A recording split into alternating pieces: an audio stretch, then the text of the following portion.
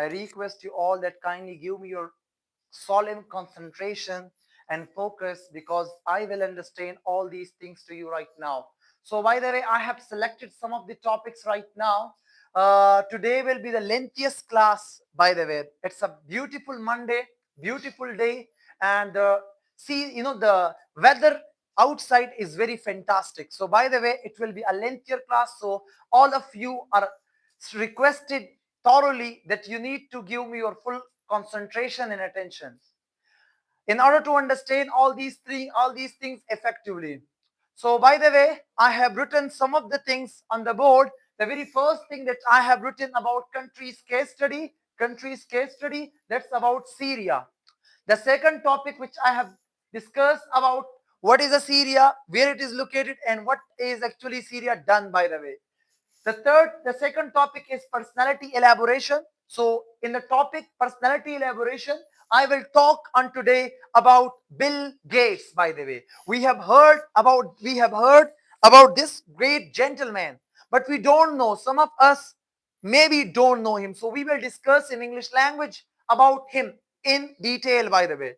The third topic about a discussion. So you will discuss what is a UN. All of us are talking about the famous speech of Imran Khan when he has delivered a magnificent speech in the United Nations in 2019. So what is a UN? What's its responsibility? What is the function and how it performs, by the way? So we will discuss about it as also. The fourth topic is about personality, presentational topic. I will discuss about today my hobby. What is the meaning of hobby? Hobby is any activity which we perform in our leisure time, in our free time. So all of you will discuss about it.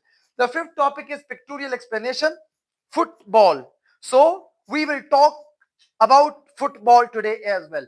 Next one topic will be completely discussing about grammar. The seventh topic will be gentleman activity, and the final topic will be vocabulary building. So these 9 topics will be discussed by me today, one after another. I need your perfect concentration, your deep concentration, because whenever I say something and whenever I write something on the board, so you guys are requested to pen it down with yourself, to write it down with yourself. For example, if you are going to write it with yourself, so one benefit will you achieve by it, and that benefit is that you, when you discuss these topics with your friend, with your colleague, so it will be very easier for you to discuss all these things very effectively, by the way. Please come here. Hello, come here, sit aside, sit beside me. Acha, first of all, let's start and dive deeply into the topic that is all about Syria. So it's a country's case study. I am talking to you about a country's case study. I have selected a topic today for you, Syria. Syria, in Urdu, we can call it a country, Sham.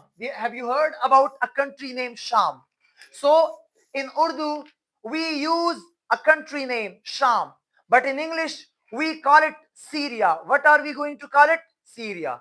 By the way, another thing we are using it, that the capital of Syria is Damascus. What is the capital of Syria? Damascus. Damascus is actually the capital of Syria. Syria is located in Asia. Where it is located? In Asian continent. You also write it yourself. Write it down. So Syria is located in Asian continent, by the way. Its capital is Damascus, and in Urdu we call it Syria, Sham, by the way. By the way, it is located on the western side of Asia. Where? On the western side of Asia, by the way. Syria shares its borders with multiple countries. For example, with Turkey, with Iraq, with Lebanon, with Jordan, and with Israel. So it shares its border with 5 countries: with Turkey, with Iraq, with Lebanon, with Jordan, and with Israel, by the way. So it's a country which shares its border with 5 territories, with 5 countries, by the way. Now, to move ahead. By the way, it's a country which is completely involved in chaos, completely involved in frustration, by the way.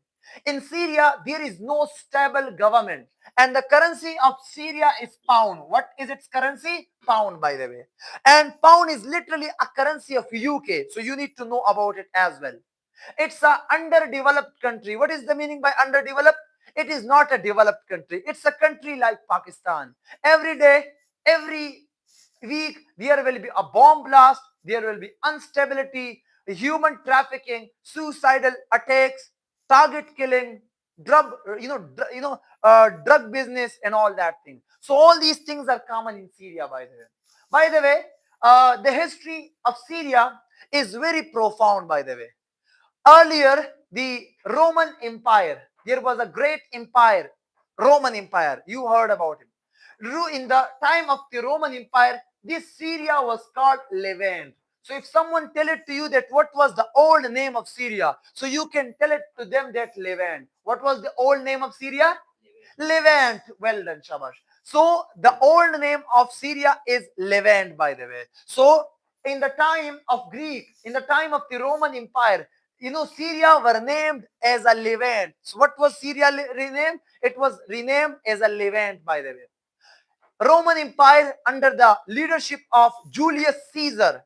He conquered this great territory, and then after there many kings came, many emperors came, and they maintain their hold over Syria. By the way, after the arrival of Islam, after the advent of Islam, and after the when Syria came under the control of Muslims, so that was the date, that was the days when there was a Caliph Umar. Hazrat Umar Raziyallahu Ta'ala Anhu was the Caliph of Muslim Ummah.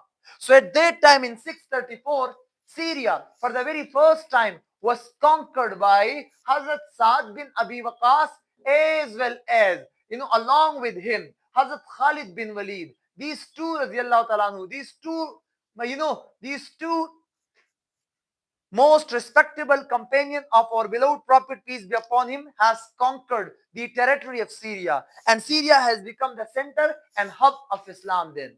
By the way, Syria has many important cities like Halab. In English, we can call it Aleppo. But in Urdu, we can call it Halab. There is Aleppo, by the way. And Syria has two main rivers. One is Tigris. What?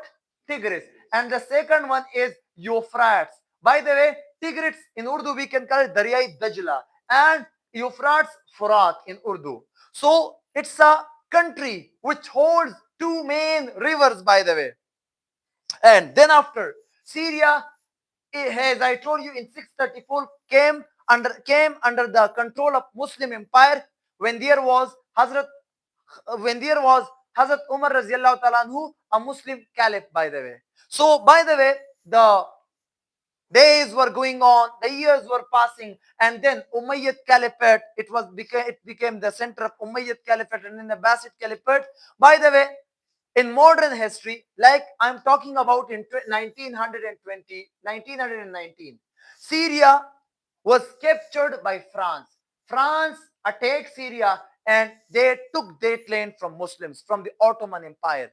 And then after, Syria has become their dominion. Syria has become their colony, by the way. By the way, Syria got independence in 1951. Sorry, in 1945. It got independence in 1945, 2 years before the independence of Pakistan. In Syria, there is chaos, there is instability, there is war, there is fighting all over the world, all over the country, by the way. By the way, the Syrian population is about 20 million. 20 million mean that's 2 crore in Urdu. So its population has only 20 million and its area is 1,85,000 square kilometer. 1,85,000 square kilometer. By the way, Syria is controlled. In Syria, there are many ethnic groups are living. Syrian, Lebanese, Kurd, Turks, Iraqi, and all those people. And in Syria, 30% of population are Shia, while 70% population are Sunni. What? Are Sunni Muslims. By the way, in 1970, just 56 years before, in 1970, there was a military commander. His name was Hafiz al-Assad. What was his name? Hafiz al-Assad. There was a military commander, a military dictator who promulgated martial law in Syria. And he said that from onward, now I will be the president of Syria. And he became the president of Syria. And he ruled from 1970 till 2000. He ruled for 30 years in Syria while he was a Shia. And as I told you that in Syria, the Sunni population is 70%. But this man, Hafiz al-Assad, he controlled the whole Syria for 30 years. And in 2000, just 26 years before, his son, Bashar al-Assad, have you heard this name, I think? Bashar al-Assad, the son of Hafiz al-Assad. He came in power in 2000 and until 2025 when there a revolution came in Syria. And Bashar al-Assad, ruled Syria from 2000 till 2025. So for 25 years, his son ruled over Syria. By the way, there was a great revolution came in Syria in 2011. We are in 2000. We sometimes call it Arab Spring. What is the meaning of spring in Urdu? Spring की बहुत सारे माने हैं. Spring की एक मानी है मौसम बहार, स्प्रिंग की दूसरी मानी है चश्मा, स्प्रिंग की तीसरी मानी है आप हम जो स्प्रिंग इस्तेमाल करते हैं वो है, और स्प्रिंग की दूसरी चौथी मानी ऐसा है कि आप में लहर जाग उठना.